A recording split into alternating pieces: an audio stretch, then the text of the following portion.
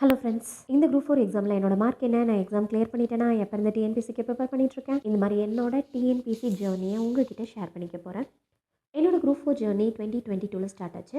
அப்போ just YouTube பார்த்து படித்து நியூ புக் மட்டும்தான் படிச்சிருந்தேன். என்னோட மார்க் 144, ஓவரால் ரேங்க் 45,000. நெக்ஸ்ட்டு 2023ல் எக்ஸாம் எதுவும் இல்லை. 2024ல் எக்ஸாம் இருந்துச்சு. அப்போ நியூ புக் ஓல்ட் புக் எல்லாமே படித்து எக்ஸாம் எழுதினேன். அந்த டைமில் ஓவரால் ரேங்க் 9,000. அப்போவும் ஜாப் கிடைக்கல. 2025 எக்ஸாம் ரொம்பவே டஃப்பாக இருந்துச்சு.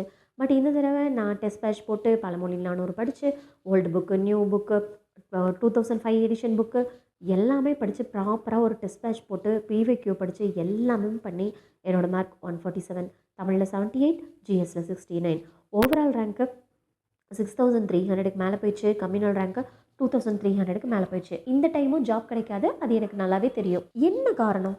ஒரு 153 கொஷின்ஸ் போட்டிருந்தா சிவி லிஸ்ட்டில் நம்மளோட நம்பர் வந்திருக்கும். பட் அந்த 6 கொஷின் ப்ளீஸ் மேஜர் ரூல், அது ஈஸி கிடையாது. என்னடா 4 வருஷமாக இந்த பொண்ணு படிக்குது, இன்னுமா வேலை கிடைக்கல அப்படின்னு நீங்கள் நினைக்கலாம். நான் ஹவுஸ் ஒய்ஃப் இல்லை, ஒர்க்கிங் உமன். ஒர்க்கிங் கூட சொல்ல முடியாது. I'm doing my business. சின்னதாக உழவர் சந்தையில் ஃப்ரூட்ஸ் கடை இருக்குது. ஸோ கடைக்கு காலையில் 5 o'clock போகணும், வீட்டு வேலை செய்யணும், அதோட கடைக்கு தேவையான பொருட்களை பர்ச்சேஸ் பண்ணணும். எனக்கு 2 கிட்ஸ் இருக்காங்க, அவங்கள பார்த்துக்கணும். இந்த எல்லா வேலையும் முடிச்சுட்டு அப்புறமா உட்காந்து படிக்கணும். ஏன் உங்களுக்குன்னு ஒரு பிஸ்னஸ் இருக்குது, அதை பார்க்க வேண்டியது தானே.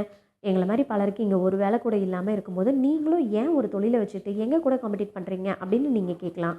அதுக்கான ஒரே பதில், குரூப் 4 அல்லது கவர்மெண்ட் எக்ஸாம் அப்படிங்கிறது வேலை பணம் சம்மந்தப்பட்டது மட்டுமே கிடையாது. அது ஒரு ஐடென்டிட்டி. அதோட என்னால் படிக்க முடியும், அதனால் நான் படிக்க ஆசைப்பட்றேன். அது மட்டும் இல்லாமல் I have to change my identity.